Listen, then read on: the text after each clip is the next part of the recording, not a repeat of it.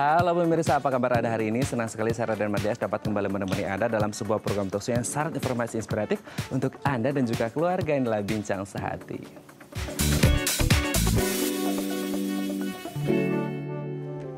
Ya pemirsa, kalau kita ngomongin penyakit asam urat, ini adalah salah satu penyakit gitu ya yang sering kita dengar di telinga orang Indonesia. Kondisi ini terjadi ketika ada nyeri gitu ya, bengkak atau rasa panas gitu, sensasi rasa panas di area persendian kita. Selain asam urat, yang berkaitan dengan makanan juga adalah kolesterol, apalagi di masa pandemi gitu ya, ketika semua orang nggak bisa kemana-mana, pesen makanan via online dan ini mengandung kolesterol yang tinggi. Oleh karena itu kita harus tahu nih, apa itu penyakit asam urat dan kolesterol dan bagaimana cara mencegah dan mengobatinya. Inilah topik yang akan kita bahas hari ini, yaitu asam urat dan kolesterol. Namun sebelum membahas tema kita hari ini, kita akan membahas terlebih dahulu beberapa mitos fakta seputar pola hidup sehat. Kita lihat yang pertama. Makan lewat jam 6 sore tidak baik. Nah ini biasanya sama perempuan gitu ya, apalagi mereka yang lagi program slimming gitu atau ngurusin badan seperti itu atau program diet seperti itu. Nah kabarnya katanya orang-orang nih kalau kita makannya lewat dari jam 6 malam, 6 sore gitu ya, itu nggak baik buat kesehatan tubuh kita, terutama untuk apa ya, masalah obesitas gitu. Katanya bisa mengembang tubuhnya. Karena apa? Karena biasanya kalau malam kan kita aktivitasnya nggak berat. Jadi ketika kita makannya setelah jam 6 sore, makan berat tapi aktivitasnya tidak mendukung, ini otomatis bisa membuat orang menjadi obesitas. Apakah benar seperti itu? Nanti akan kita bahas ya. Kita lihat yang kedua. Mandi malam sebabkan rematik. Nah ini juga yang sering kita dengar gitu ya, ketika ada orang bilang, jangan mandi malam gitu, karena mandi malam ini bisa sebabin rematik. Biasanya orang ngomong gini, oh kalau kita mandi malam itu kadang-kadang pagi-pagi waktu kita bangun tidur gitu ya, itu tulangnya agak kerasa linu-linu, nyeri-nyeri gitu. Nah orang berpikir bahwa itu adalah rematik. Kita lihat yang ketiga. MSG sebabkan kebodohan. Nah ini juga nih yang sering gitu ya, generasi M-Teen ya seperti itu ya. Nah ini juga yang sering menjadi pembahasan kita bersama. Apakah betul yang namanya MSG ini bisa membuat atau menyebabkan kebodohan, terutama pada anak-anak yang memang sukanya mengonsumsi MSG? Nanti akan kita bahas ya. Kita lihat yang keempat. Susu netralkan fungsi obat. Sering juga kita dengar gini, kalau kamu minum obat jangan sambil minum susu karena nanti susunya obatnya akan tawar gitu, jadi nggak ada fungsinya. Nah apakah benar seperti itu? Nanti akan kita bahas juga ya. Yang terakhir, istilah belum 5 detik. Nah ini juga nih, biasanya kalau kita lagi makan tiba-tiba jatuh gitu ya, terus kita bilang belum 5 detik gitu. Nah apakah memang belum 5 detik ini selalu berlaku, dan apakah kuman atau bakteri ini belum menempel ketika belum sampai 5 detik? Nah nanti akan kita bahas sesaat lagi, tetap bersama kami di Bincang Sehati.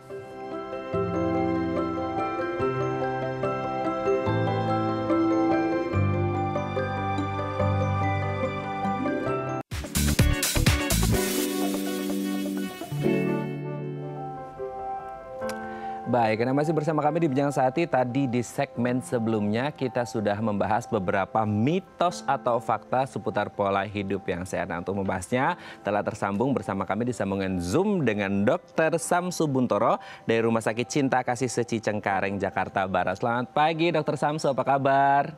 Ya, selamat pagi. Baik kabarnya.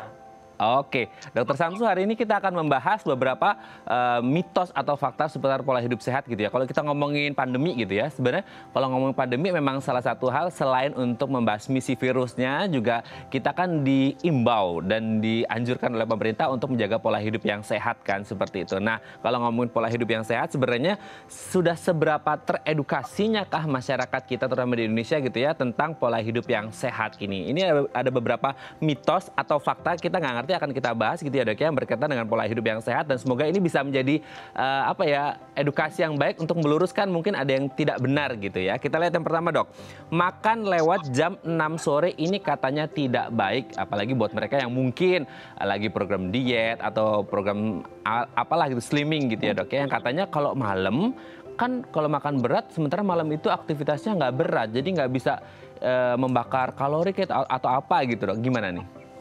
Oke. Kalau untuk ini sebenarnya tergantung ya, bisa mitos, bisa fakta. Jadi sebenarnya belum ada yang pasti yang mengatur mengenai jam makan yang terbaik itu jam berapa gitu. Cuman sebaiknya makan terakhir itu maksimal 3 jam sebelum tidur untuk memberi waktu pada tubuh kita mencerna makanan. Jadi di tubuh kita itu memiliki yang namanya irama sirkadian atau jam biologisnya tubuh. Jadi tubuh itu ada jam-jamnya itu dia mengatur pengeluaran hormon, denyut jantung kita, suhu tubuh kita ya, dia menyesuaikan sama aktivitas kita. Jadi misalkan ya biasanya kita makan pukul jam 6 atau jam 7 malam. Lalu karena kesibukan atau aktivitas lainnya kita jadi mundur makannya jam 9 malam. Itu akan mengganggu jam biologi tubuh kita. Jadi biasanya itu udah mulai istirahat di makanan, sehingga mengganggu proses pencernaan makanan yang intinya makanan itu nantinya akan disimpan menjadi lemak. Karena tubuh itu udah mau istirahat tuh gitu. Nah, begitu pula kalau kita makannya udah kemalaman nih, lewat dari jam 6, jadi jarak makan siang sama malam terlalu jauh, kita akan cenderung untuk makan lebih banyak karena kondisi lapar banget nih gitu. Nah, akibatnya bisa naikin berat badan, bisa. Jadi tergantung sih untuk mitos atau faktanya bisa gitu. Oh, oke. Berarti kalau kita ngomongin makan malam gitu ya, tadi kan dokter juga nyebut gitu. Kalau pagi ke siang gitu ya, makan pagi ke siang mungkin intervalnya tidak terlalu jauh, hanya beberapa jam. Tapi kalau makan siang dari jam 12 siang, terus tiba-tiba kalau kita makan malamnya jam 8 atau jam 9, itu kan intervalnya bisa sampai 9 jam sendiri gitu ya. Jauh banget antara sarapan sama makan siang. Dan kalau akhirnya intervalnya terlalu jauh, tadi bisa dirapel gitu ya. Lapar banget, jadi makannya lebih banyak, terus abis itu langsung tidur gitu kan. Biasanya kalau orang makan kekenyangan kan langsung ngantuk gitu ya dok ya. Jadi sugestinya ngantuk langsung tidur. Nah kalau mungkin pagi agak banyak atau siang agak banyak, mungkin bisa diimbangi dengan aktivitas fisik yang lumayan agak berat. Sehingga ketika ada makanan masuk, ini lemaknya bisa diolah, bisa dibakar. Tapi kalau malam makan lemaknya ya jadi lemak gitu ya, apa-apa yang kita konsumsi seperti itu ya dok ya. Nah sebenarnya 3 jam sebelum tidur tadi, ini khusus untuk makan berat ya dok ya. Maksudnya kalau untuk makan makanan yang ringan, ini harus 3 jam juga atau bisa lebih pendek interval waktunya sebelum tidur ini dok? Sebaiknya 3 jam apapun makanannya sih, ya mau ringan mau berat. Oke. Termasuk buah dok? Iya. Oke. Termasuk buah. Oke, berarti 3 jam sebelum tidur itu ya kalau bisa minum air putih aja gitu ya, jangan makan apa lagi gitu ya. Oke, kita lanjut yang kedua nih dok.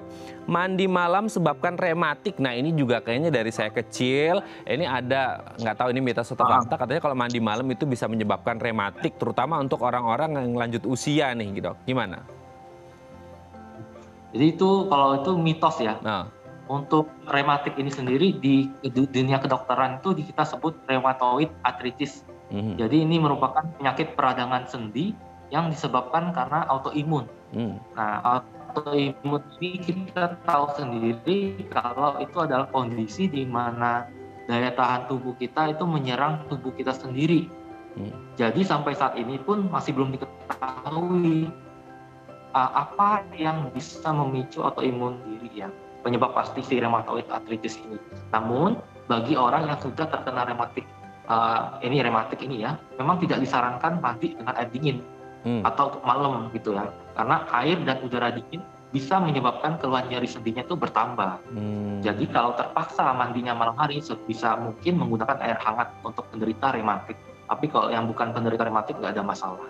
Oke, berarti ini yang perlu diluruskan gitu ya dok ya, ketika orang ngomongin kalau mandi malam ini bisa menyebabkan rematik, itu mitos. Tapi untuk mereka yang punya keluhan rematik atau punya masalah dengan seputar rematik gitu ya, ini tidak disarankan untuk mandi malam atau mandi dengan menggunakan air dingin gitu ya dok ya. Berarti ini akan lebih memperburuk karena bisa menimbulkan kembali yang namanya nyeri sendi gitu ya. Jadi memang tidak betul ketika mandi malam bisa menyebabkan rematik, tapi yang betul adalah untuk mereka yang punya keluhan rematik, kalau mandi malam atau mandi menggunakan air dingin, ini bisa membuat rematiknya kambuh lagi atau lebih parah gitu ya. Nah ini juga edukasi yang baik nih. Jadi kalau Anda ya kalau bisa mandi sore ya alhamdulillah gitu. Tapi kalau mungkin pulang kerjanya malam ya mau nggak mau harus mandi malam gitu ya dok ya. Oke, kita lanjut yang ketiga dok. Nah ini dok, MSG yang membuat anak-anak katanya ini ya, ini agak kurang cerdas gitu ya. Ini berpengaruh kepada intelijensi seseorang terutama untuk anak-anak. Betul nggak ini dok? Oh itu untuk mitos ya. Jadi MSG itu ya monosodium glutamat namanya, atau kita bilang micin ya. Itu terbentuk dari 2 senyawa, namanya sodium atau natrium dan asam glutamat. Jadi asam glutamat ini kunci dari rasa umami ya yang dipakai untuk penyedap. Nah asam glutamat ini digabungkan sama senyawa sodium jadi lebih stabil dan bisa diubah jadi bentuknya kristal atau bubuknya. Namanya menjadi MSG. Nah, sampai saat ini sih tidak ada penelitian yang menyatakan bahwa MSG ini berbahaya untuk dikonsumsi, apalagi sampai menurunkan tingkat inteligensi manusia. Jadi asam glutamat ini juga ada di bahan makanan lain seperti jamur, daging, keju, susu, dan lain-lain ya. Sehingga kita tuh seringkali menggunakan MSG alami sebenarnya saat kita membuat kaldu ayam, kaldu jamur, kaldu sapi gitu. Jadi memang MSG ini aman ya untuk dikonsumsi sebagai penyedap rasa. Cuma memang ada beberapa orang yang sensitif atau alergi terhadap kandungan MSG. Ya kalau kondisi seperti ini ya sebaiknya dihindari. Sama kayak misalkan kita alergi udang, ikan, telur, kita juga harus hindari penyebab alerginya. Gitu aja sih. Oke ya, seperti itu jadinya ya. Oke dok, kita lanjut yang keempat nih dok. Nah ini juga yang sering gitu ya. Apalagi kalau untuk anak-anak yang harus minum obat, tapi mereka masih suka minum susu gitu. Kalau anak sakit dikasih obat, terus katanya nggak boleh minum susu gitu. Karena susu ini bisa menetralkan atau membuat obat yang kita minum ini menjadi tawar alias tidak berfungsi atau tidak bermanfaat. Nah betulkah susu ini selalu membuat obat yang kita minum ini menjadi netral dok? Oke. Itu tergantung apa dulu obatnya. Jadi tidak semua obat bila diminum dengan susu akan menimbulkan efek yang sama. Ada yang malah mengganggu kerja obat, ada juga yang malah meningkatkan kerja obat. Jadi ada yang bantu menurunkan efek samping obat. Tapi ada yang malah memperburuk efek samping obat. Jadi kalau sakit kemudian mendapat resep obat, lebih baik tanyakan kepada dokter atau apoteker. Apakah boleh obat-obatan ini dikonsumsi bersamaan dengan susu? Misalkan obat-obatan seperti steroid dan anti nyeri NSAID ya, itu kalau kita minum sama susu dia menurunkan efek sampingnya karena steroid itu dia memperbanyak pengeluaran kalsium sama kalium. Nah kalau kita minum susu ya setidaknya kalsium itu bisa tergantikan kayak gitu. Ada juga misalkan yang memperburuk efek obat, misalkan kita minum zat besi sama susu.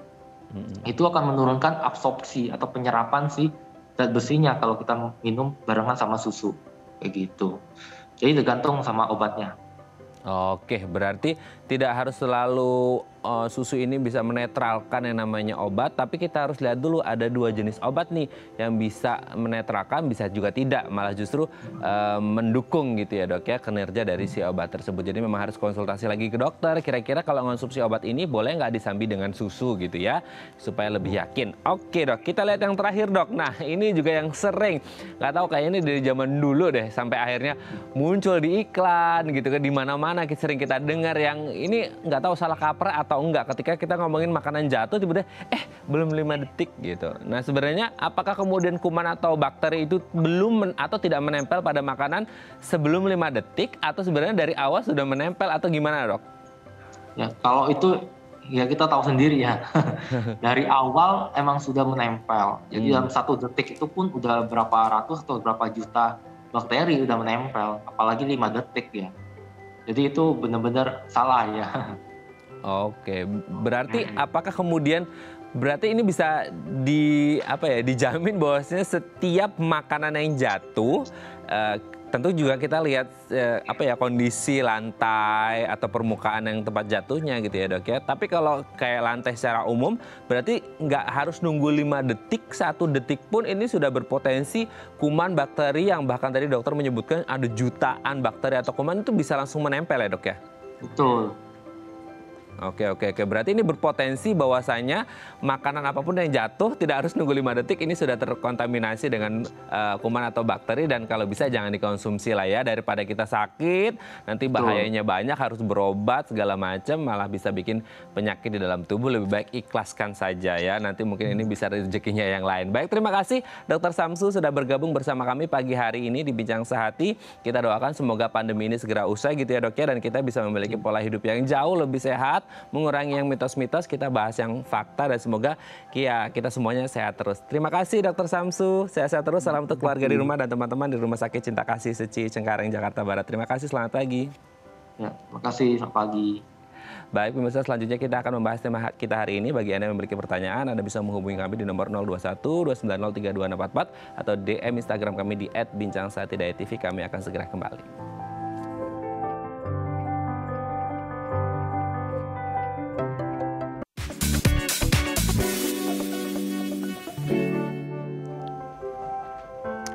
Baik, Anda masih bersama kami di Bincang Sehati dan kita masih membahas tema kita hari ini, asam urat dan kolesterol. Bagi Anda yang memiliki pertanyaan seputar tema kita hari ini, Anda bisa menghubungi kami di nomor 021 290 32644 atau DM Instagram kami di @bincangsahatidayatv. Dan telah tersambung bersama kami di sambungan Zoom dengan Dr. Audrey Dasiri dari Omni Hospital Cikarang. Selamat pagi Dr. Audrey, apa kabar? Selamat pagi Mas Raden, baik saya Mas. Oke, kita juga baik-baik. Dok, hari ini kita akan membahas satu penyakit ya atau kondisi gitu ya, yang dimana ini mungkin terjadi sama banyak dari kita gitu ya, karena mungkin salah satunya kontrol makanan kan seperti itu, dan juga pola hidup sehat juga sebenarnya yang ini sering terjadi di antara kita. Bahkan kadang-kadang kalau ada yang muda kena penyakit ini jadi bahan ejek-ejekan gitu ya, karena mungkin ya nggak ngerti apa gitu ya Dok ya. Ini salah satunya adalah asam urat dan juga kolesterol ya. Mungkin ini dulu adalah penyakit orang-orang lanjut usia, tapi ternyata sekarang banyak sekali orang-orang di usia muda, usia produktif yang bahkan sudah mengalami asam urat dan juga kolesterol. Kita bahas asam urat terlebih dahulu Dok. Yang dimaksud dengan asam urat ini apa dan penyebabnya apa sebenarnya Dok? Oke baik, kalau untuk asam urat sendiri sebenarnya itu merupakan senyawa sisa pemecahan dari senyawa purin namanya. Jadi dia memang dipecahkan di hati, kemudian nanti dia akan beredar di dalam darah, larut dalam darah, lalu nanti biasanya akan dibuang melalui urin gitu. Nah, untuk penyakit asam urat itu sendiri, jadi sebenarnya kalau misalnya asam urat itu kadarnya terlalu tinggi dalam darah, maka dia akan bisa menumpuk di dalam sendi-sendi dan bisa juga menumpuk di dalam ginjal dan membentuk sebuah kristal atau sebuah batu. Maka itu akan disebut sebagai penyakit asam urat atau kita kenal sebagai GORD, seperti demikian. Oke. Nah, kalau secara umum nih Dok, ya kalau kita ngomong secara umum ya, kita sebagai masyarakat awam kan ngertinya kalau ada teman kita yang ya kita nggak ngerti ini diagnosisnya apa gitu ya. Kalau jalannya agak pincang gitu ya, dijinjit-jinjit gitu ya Dok ya, itu kamu asam urat ya, kamu asam urat ya gitu kan. Jadi kita selalu identiknya orang yang asam urat itu selalu jalannya agak jinjit-jinjit gitu ya, karena mungkin mereka ngerasa nyeri atau sakit gitu. Nah sebenarnya kalau ngomongin asam urat, ini gejalanya apa saja? Apakah yang jinjit-jinjit tadi itu yang sakit-sakit menjadi salah satu gejalanya, atau sebenarnya ada beberapa gejala yang lain gitu Dok? Oke, baik, untuk asam urat sendiri yang jelas tidak semua orang yang jalannya jinjit-jinjit itu pasti asam urat ya. Oke. Jadi untuk gejala khas dari asam urat, karena dia memang sebuah penyakit yang menyerang di bagian sendi sehingga menyebabkan sendi itu menjadi terjadinya peradangan, sehingga ketika sendi itu meradang maka akan ada tanda-tanda peradangan seperti terasa nyeri, kemudian membengkak, bisa memerah, kemudian terasa sakit pokoknya jika digerakkan gitu, seperti demikian. Gejala-gejalanya kurang lebih itu biasanya menyerang sendi-sendi yang di bagian bawah terlebih dahulu seperti sendi lutut, sendi ibu jari kaki, dan sendi-sendi jari kaki lainnya. Namun pada akhirnya dia dapat menyerang berbagai macam sendi lainnya di dalam tubuh kita, demikian.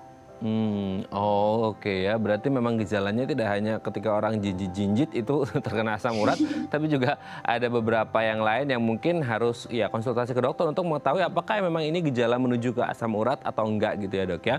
Nah, pertanyaannya kemudian tadi kan dokter menyebut dimulai dari seperti ibu jari, terus kemudian lutut dan lain sebagainya. Apakah ini menjadi bagian yang paling sering terjadi atau frekuensinya paling sering terjadi pada orang dengan keluhan asam urat gitu Dok? Adakah mungkin bagian, kalaupun bukan, bagian mana dalam tubuh kita yang rentan mengalami asam urat gitu Dok? Iya, seperti yang tadi saya jelaskan, memang karena dia lebih sering menyerang di bagian sendi-sendi bagian bawah, jadi paling sering itu biasanya timbul di ibu jari kaki.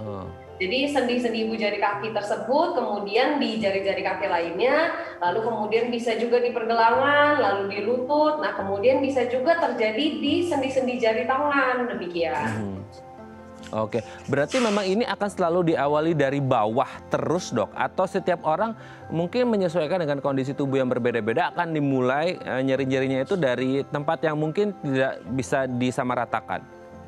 Sebenarnya tidak bisa disamaratakan. Jadi yang memang dimulai dari bawah itu tidak selalu pasti 100%, namun paling sering memangnya terjadi demikian. Karena penumpukannya kan terjadi di bagian bawah terlebih dahulu. Namun ada beberapa orang-orang tertentu juga yang mengalaminya langsung di jari-jari tangan, di sendi-sendi jari tangan, demikian. Jadi bukan merupakan sebuah hal yang harus paten, harus mulai dari kaki terlebih dahulu, tetapi memang secara epidemiologisnya paling sering terjadi pada lokasi tersebut.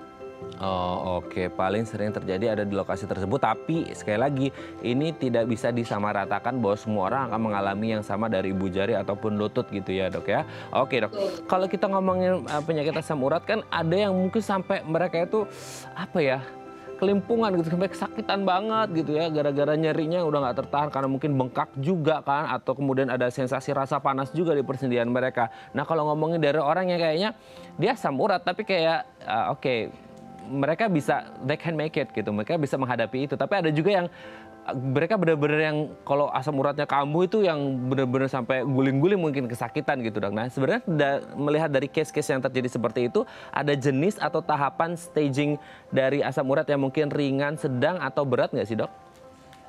Baik, sebenarnya untuk tahapan dari penyakit asam urat ini sendiri biasanya secara medis dikenal sebagai ada 4 fase.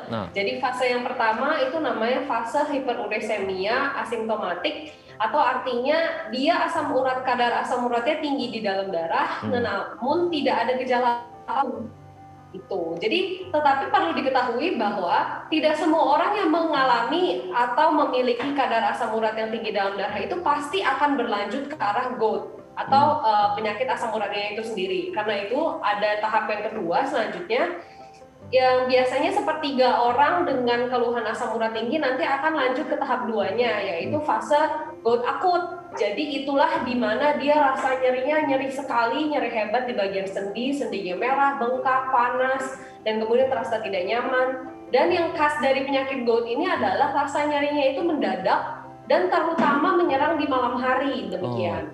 Nah itu fase keduanya. Kemudian ada fase ketiganya, itu biasa jadi setelah fase kedua serangan akutnya itu dia biasa akan berlangsung secara hebat itu 2 hari, 3 hari, kemudian dia akan mereda sendiri dalam 10 hari kemudian. Nah ketika dia mereda itu kan tidak ada gejala sama sekali di antara serangan yang pertama tersebut, namun biasanya 75% orang akan mendapatkan serangan kedua dalam 1 tahun pertama terkena penyakit GOUT tersebut. Nah, fase di antara serangan pertama dan serangan kedua di mana keadaan dari kondisi pasiennya itu baik-baik saja, tidak ada gejala apapun, itu disebut sebagai fase ketiga, yaitu fase interkritikal. Nah, kemudian fase keempat lanjut adalah jika serangan yang terjadi berulang-ulang dan kemudian GOUT-nya ini sendiri tidak diatasi dengan baik, maka dia akan bisa berlanjut menjadi fase kronik. Jadi dia akan bisa terus-menerus terasa nyeri dan terasa tidak nyaman, bahkan dapat terjadi deformitas tulang atau kelainan seperti biasanya kita lihat bisa ada benjolan di bagian ibu jari atau di bagian tulang lainnya, seperti demikian. Oh oke. Makanya kita juga sering lihat ya dok, ada tuh yang orang asam urat udah benjol-benjolan seperti itu ya. Ini sangat mengerikan juga gitu ya. Oke dok, nah melihat ada 4 tahapan ya, 4 fase tadi, sebenarnya ada tidak satu faktor atau kondisi tertentu yang membuat seseorang ini asam uratnya menjadi lebih parah kondisinya? Entah itu mungkin dari usia, atau jenis kelamin, atau dari pola makan, atau seperti apa dok? Ada tidak yang bisa memengaruhi tingkat keparahan asam urat seseorang? Baik, jadi untuk yang mempengaruhi sebenarnya faktor resiko terjadinya asam urat itu sendiri itu memang lebih sering terjadi pada laki-laki.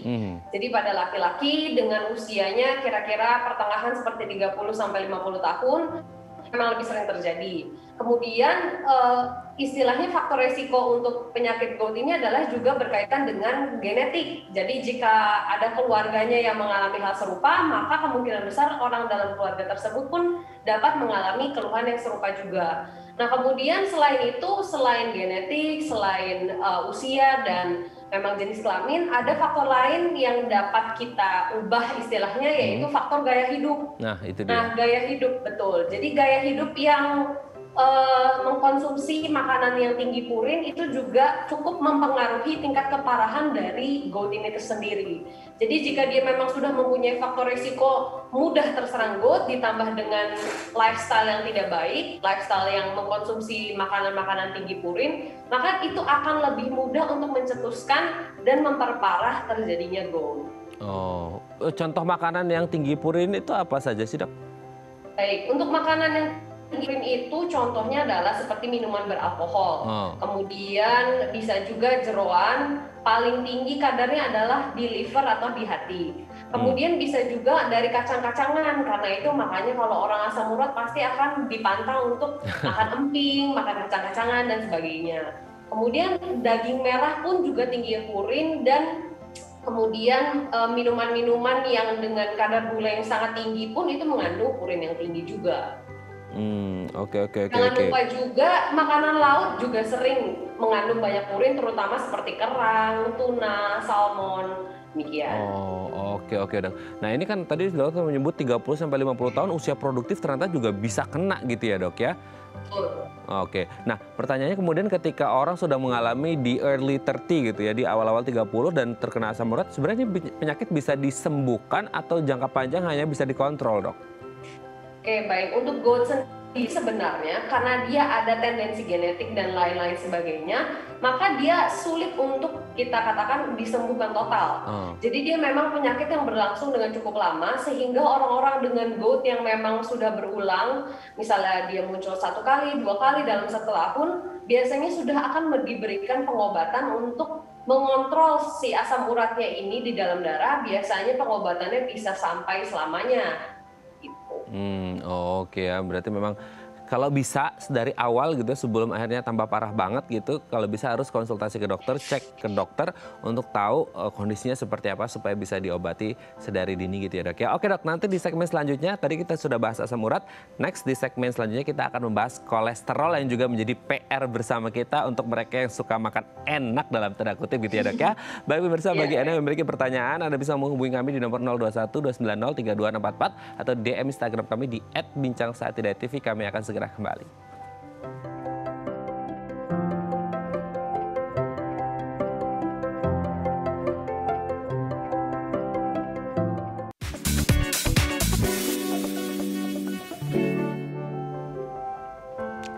Baik, Anda masih bersama kami di Bincang Sehati dan kita masih membahas tema kita hari ini asam urat dan kolesterol. Penyakit yang sering kita dengar dan mungkin banyak dari kita sepelekan gara-gara kita tidak memiliki faktor gaya hidup yang sehat. Tadi di segmen sebelumnya kita sudah membahas tentang asam urat dan kali ini kita akan membahas kolesterol. Bagi Anda yang memiliki pertanyaan seputar tema kita hari ini, Anda bisa menghubungi kami di nomor 021 290 32644 atau DM Instagram kami di @bincangsaatidayatv. Masih bersama dengan Dr. Audrey Desiri dari Omni Hospital Cikarang.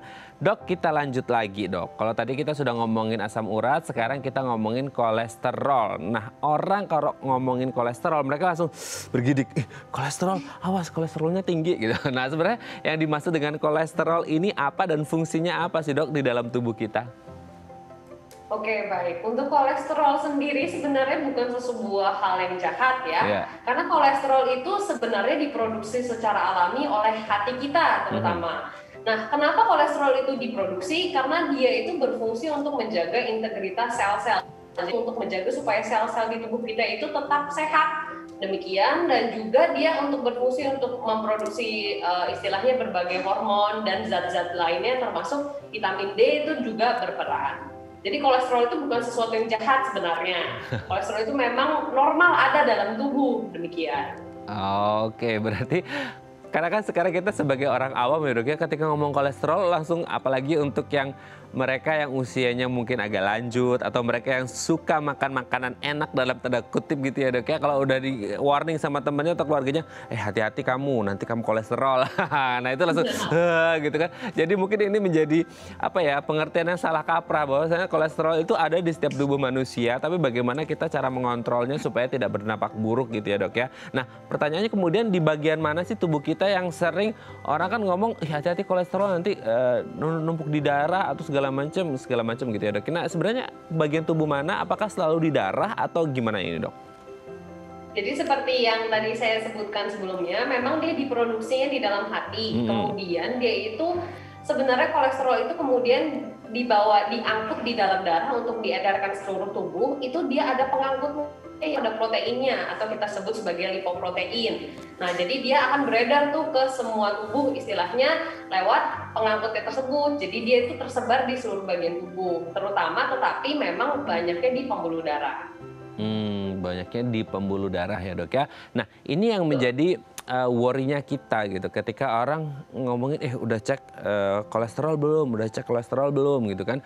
Nah sebenarnya menjadi batasan kayak normalnya kolesterol tubuh manusia itu berapa dan paling tertingginya itu seperti apa dan konsekuensinya kalau lewat dari batas tertingginya apa sih dok gitu. Apakah kemudian kayak kita harus sesuaikan dulu nih tinggi dan berat badan seseorang ini untuk jumlah kolesterol yang idealnya seperti apa gitu dok?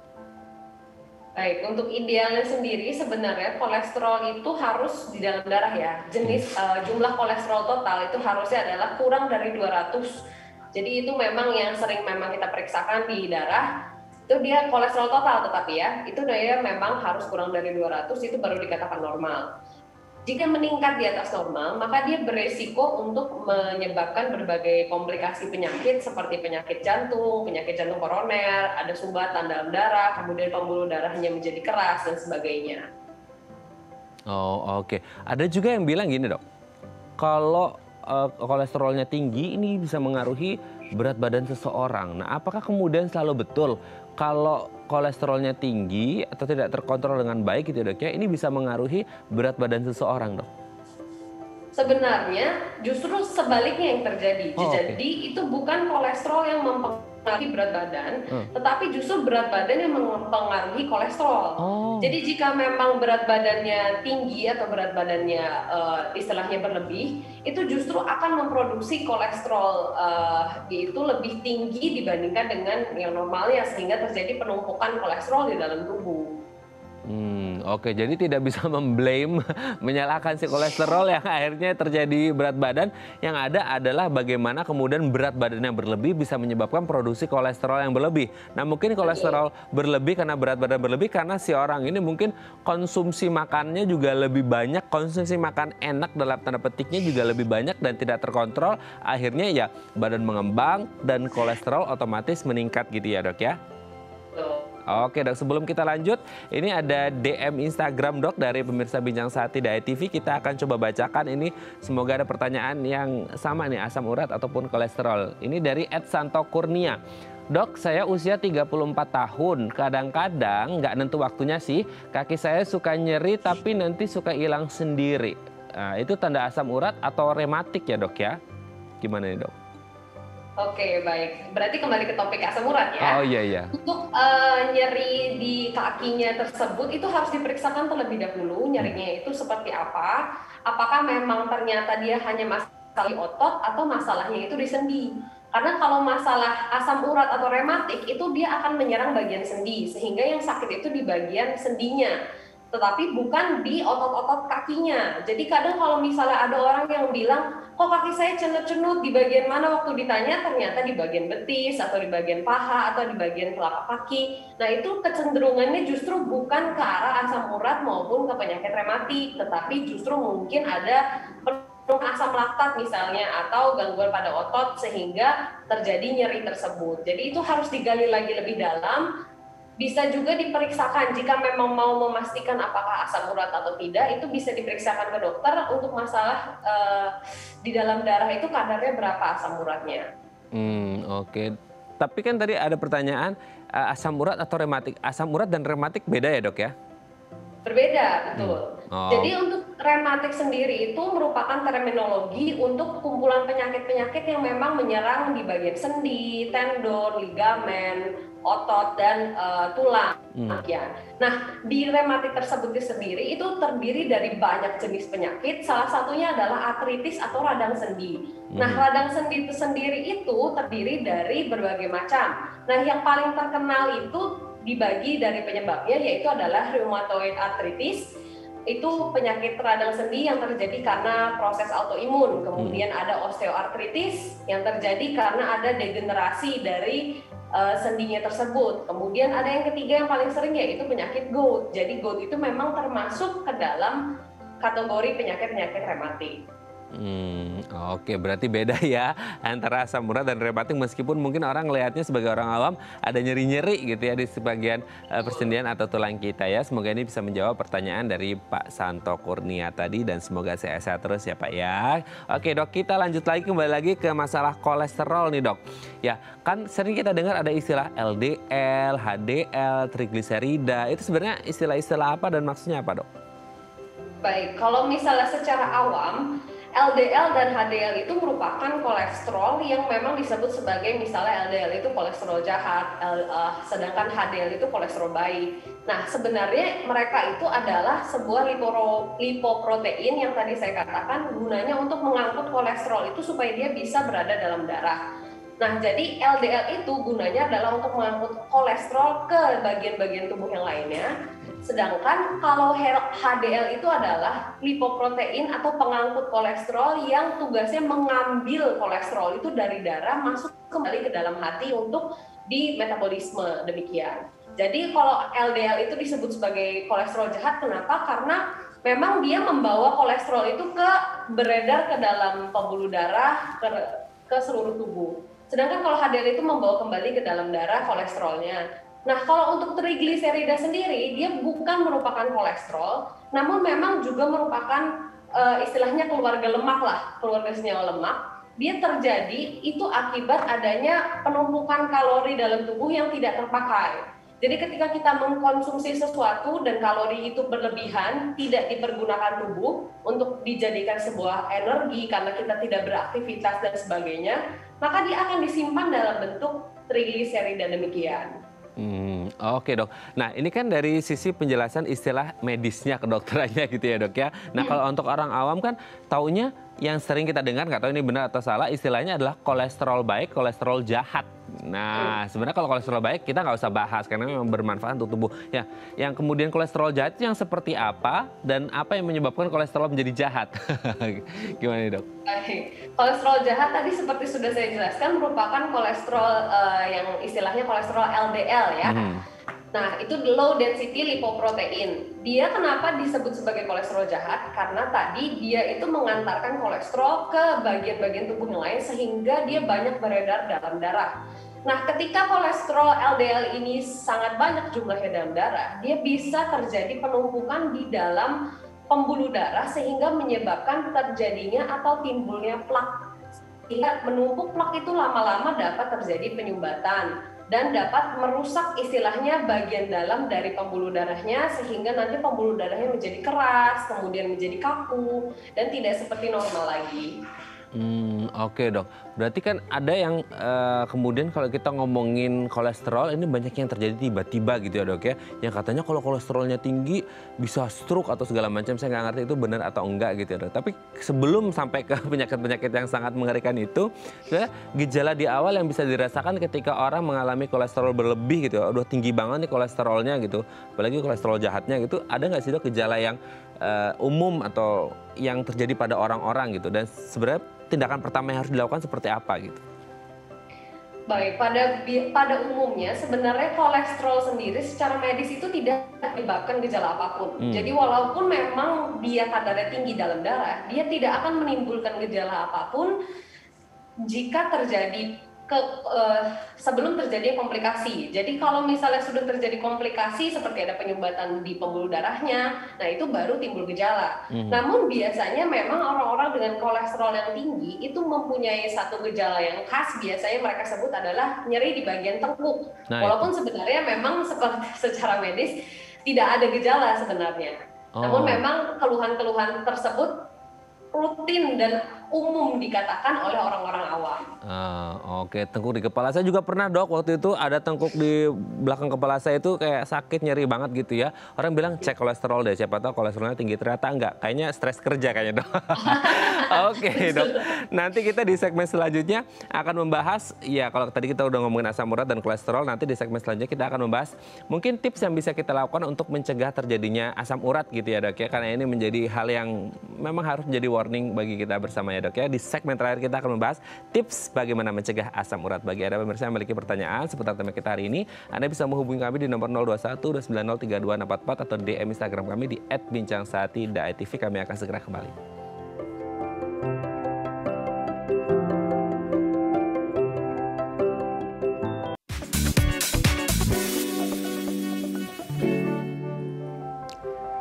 Baik, Anda masih bersama kami di Bincang Sehati. Kita masih membahas tema kita hari ini, asam urat dan kolesterol. Masih bersama dengan Dr. Audrey Desiri dari Omni Hospital Cikarang. Dr. Audrey?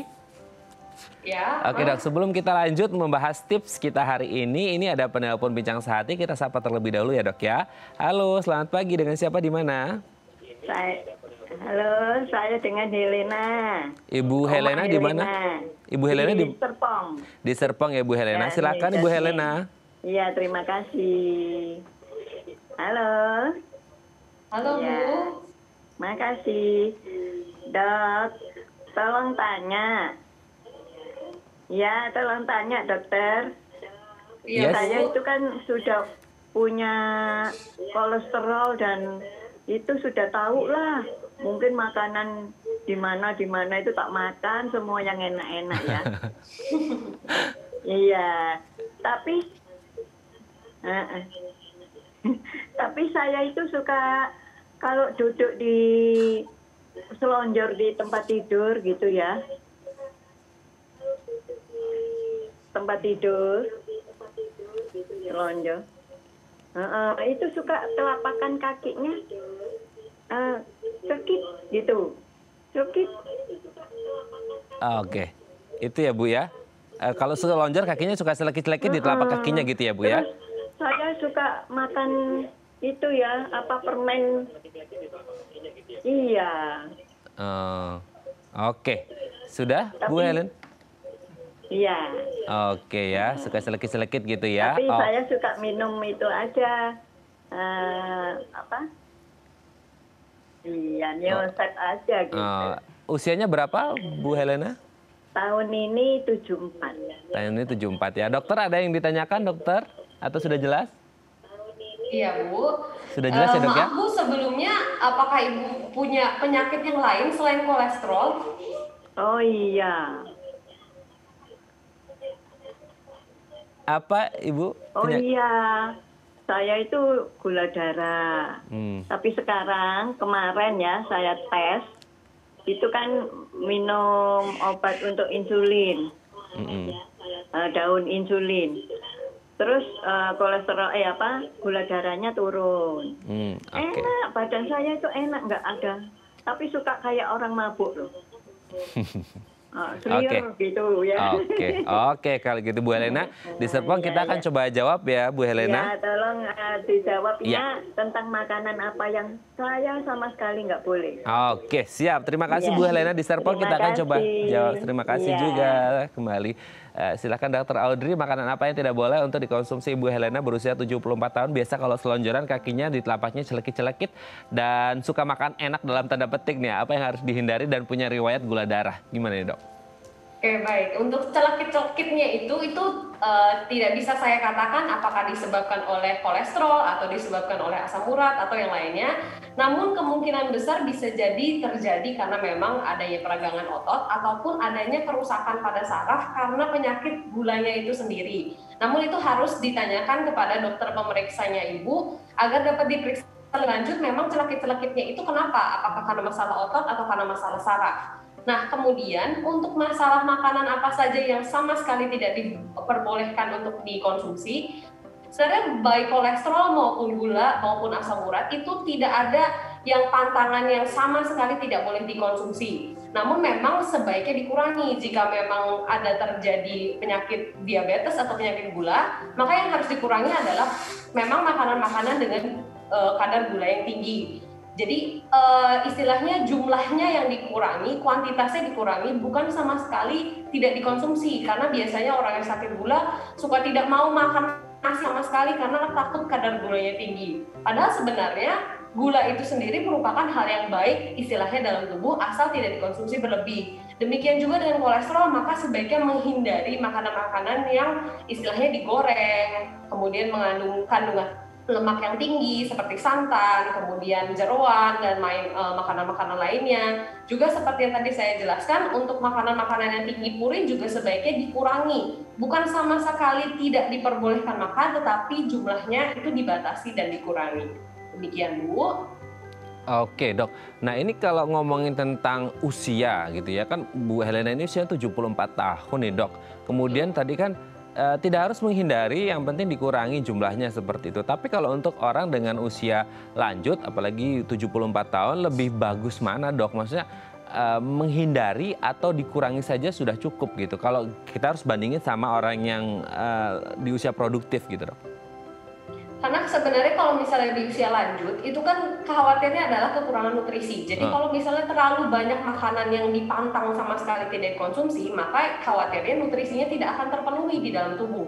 Justru akan semakin sulit untuk orang-orang dengan berusia lanjut itu mempunyai hidup yang istilahnya sehat, mempunyai hidup yang kuat, jika memang semua makanan dibatasi, apalagi ada berbagai penyakit istilahnya semakin dengan bertambahnya usia.